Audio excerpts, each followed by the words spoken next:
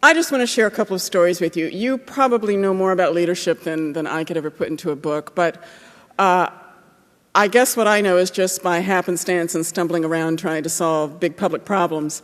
I thought I was going to be an NAACP lawyer my whole life, my NAACP Legal Defense Fund, that's Thurgood Marshall's law firm, and I was to the manner born on that one. I was born to be an LDF lawyer. And of course, the Legal Defense Fund is the law firm that attacked apartheid. They did the legal analysis of the movement that started 300 years ago, the abolition movement. And that abolition movement, if you want tenets of leadership, think about what it was. It was a multiracial, renegade insurgency to end a massive human injustice. And it took hundreds of years to make unfold. And at the end of that 200-year struggle, you had ended slavery, gone through Reconstruction and Jim Crow and so forth. And you look at that history, and it's just astonishing where we are now. I am the great-granddaughter of slaves and slave owners. It has only been 3 generations, perhaps 4. Not great-great, just great. My great-great-grandparents were Cherokee and African. My great-grandparents were that mix and the slave owners. And we were owned by Welsh and Irish American, and so when you're looking at me, you were looking at Cherokee, you were looking at Ghanaian, as far as we can tell, and Geechee, that's where the gap in the teeth comes from. And we had Seminole at the great-great level, and then Celtic. So I am an Indo-African Celt. The Ku Klux Klan's worst nightmare. We are 19th century America blended. And when you think about that history, we were owned by slave owners who thought that literacy and books were to be valued. That was not the norm. The letters amongst the women who we're Sally Hemings, just for shorthand. I am Sally Hemings. My half-sister who owned me, if had I been back in then, they prided the women in the families of the Rices and the Alfords and the Raineys and the Phillipses prided themselves on owning books. And so they measured their wealth not in numbers of slaves or acres, but in books. And when we became their half-black, half-white children, we were in the house and they taught us to read. So we've had 3 generations of literacy. Connie and I should be where we are. The children that the Advancement Project is dedicated to helping get on that ladder of upward mobility are children who did not descend from that kind of legacy. So I have gone from chattel to counsel in 3 generations. The children that we are concerned about, who have been completely left behind by all of us, are the children the Advancement Project is dedicated to getting strategies and initiatives that are aimed at solving the biggest problems that block their ascendancy up the ladder, to knowledge, to independence, to full personhood, to safety, to education, to opportunity. We are an action tank. We had to leave the NAACP Legal Defense Fund because they couldn't get beyond the idea that lawyers only sue people. Now, don't get me wrong, I'm very good at suing people. In fact, I just left a meeting with Sheriff Baca and Chief Bratton, and I was thinking, oh my goodness, I sued him twice 20 years ago, and I sued him 3.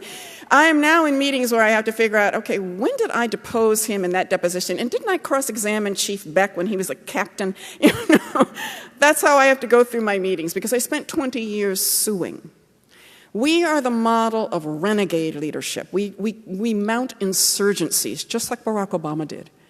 He had to go up against a massive bureaucracy, a massive money-making machine. And he did it from the bottom up as well as from the top down.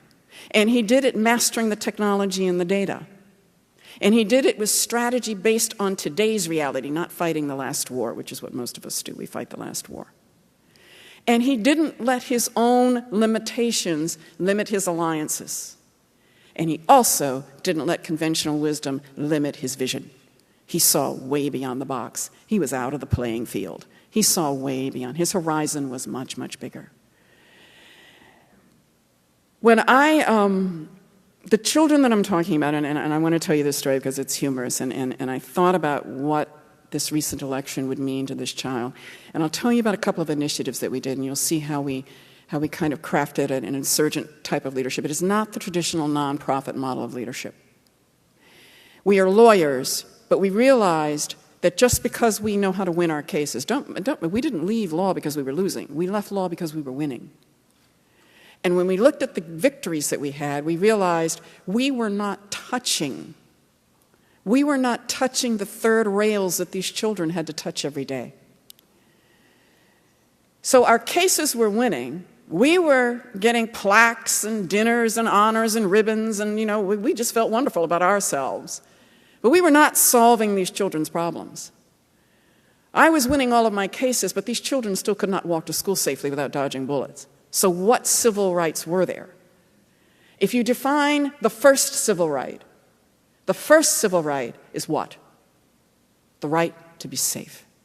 Freedom from fear. Freedom from violence. There is no First Amendment.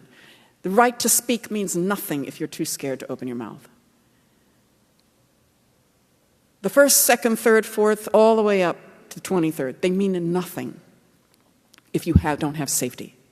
So the first right, the first civil right, the civil right that all the others are built on is the right to safety. So I realized none of our cases got to that. That is not the kind of issue that you can go into a court. No federal court is going to order that Watts become safe. Okay? No federal court is going to waltz into Watts like I did. I've got to tell you that story. It's right after the riots. The embers, the smoke was still rising. It was the biggest riot in United States history. The Rodney King beating, I don't know. Some of you are too young to have even been alive at that time, but some of us were old enough to remember that. And I was here at the time. 3 lawsuits against LAPD. Ramona Ripston in the Southern California ACLU had about 5 lawsuits. I mean, it was war, outright war with law enforcement. Every day I would get up at 5 o'clock in the morning, and I would work till 2 o'clock in the morning, thinking every day how I could make the police department's life miserable. I had them in court, I had them in federal court, state court, I had them up in court in Sacramento. We were at war because we were not going to have that kind of thing happening here. And we were the only thing that would hold them accountable because the politicians are afraid of the police. Okay? That was the only check on police brutality. Right after that riot, I realized I had been at the Legal Defense Fund for about 3 months, and I hadn't been down to the black housing projects or the Latino housing. I hadn't been to any public housing projects where the poorest of the poor live. And so from federal court, I told my law partner, Bill Land Lee, who was Assistant Attorney General under Bill Clinton, he was Assistant Attorney General for Civil Rights under Clinton. But at the time, we were co-directing the NAACP Legal Defense Fund. We were in office of... I remember when this African-American man came into the lobby and he said, "There's a Chinaman in there." I said, "Yeah, and he's the boss. You want to meet him?" And he left. He just fled. He didn't understand why there was a Latino, an African-American, a Chinese-American, and 3 white people running around in the office. And he was just totally confused him. It said NAACP, but he didn't get that we were a multiracial coalition and always had been. LDF has always been multiracial. But when I decided to go, so I left court. I'm dressed in a St. John suit. You got to get this picture. A St. John suit because I had a conservative Republican judge, and if I look like their wives, they treat me better. So when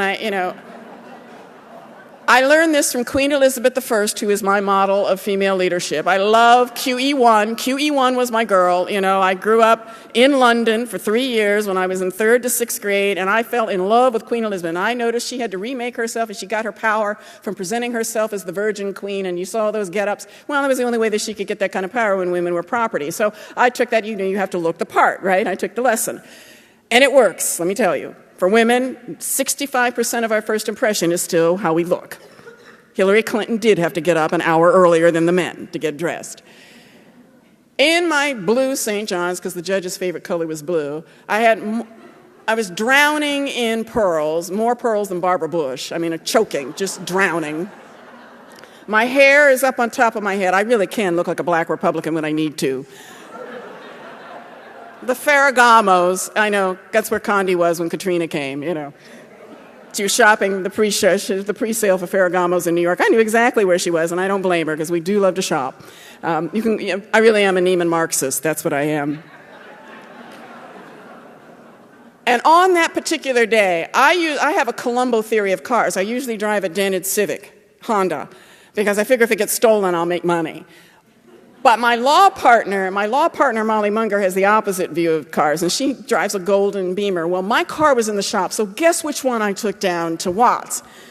So here's Miss Federal Court drowning in pearls in a gold BMW. I figure out where the housing projects are. I drive to Grape Street, and I see that, and I notice that there are some women streaming into the gym, and I said, well, let me go ask them if they need some help.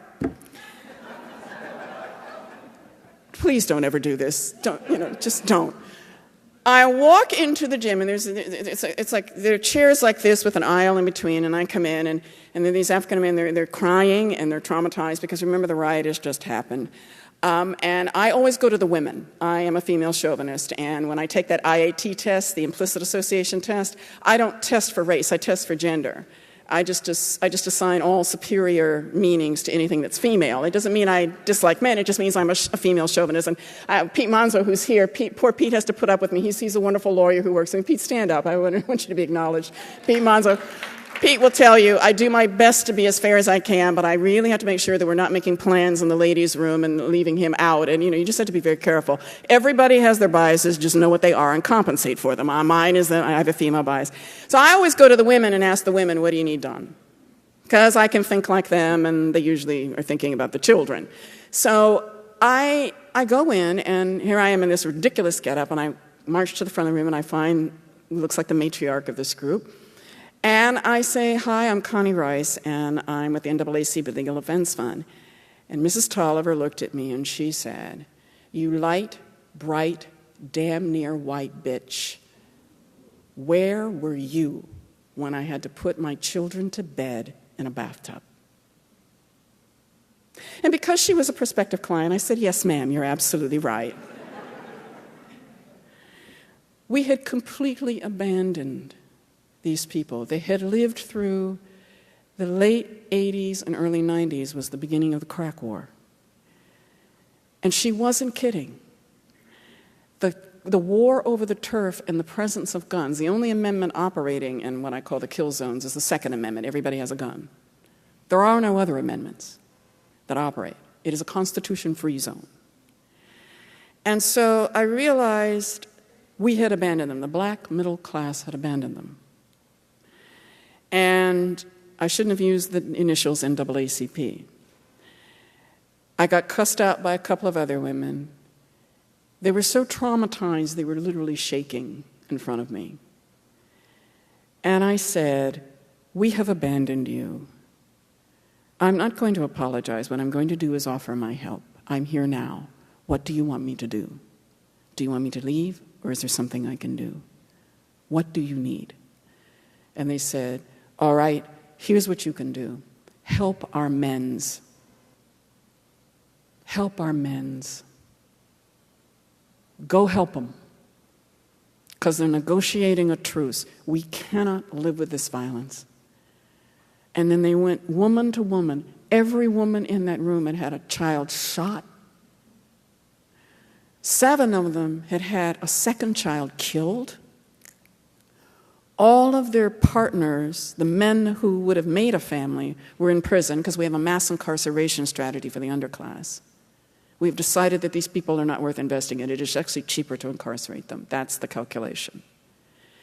When you look at a community, I later learned, and this is the data, I later learned 2/3 of that housing project's men were in county jail or state prison.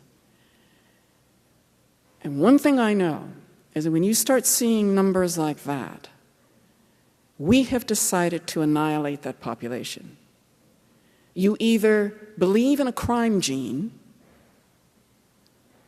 or you have to acknowledge that your policy is targeting a population for mass incarceration. And that's what we have done in those neighborhoods.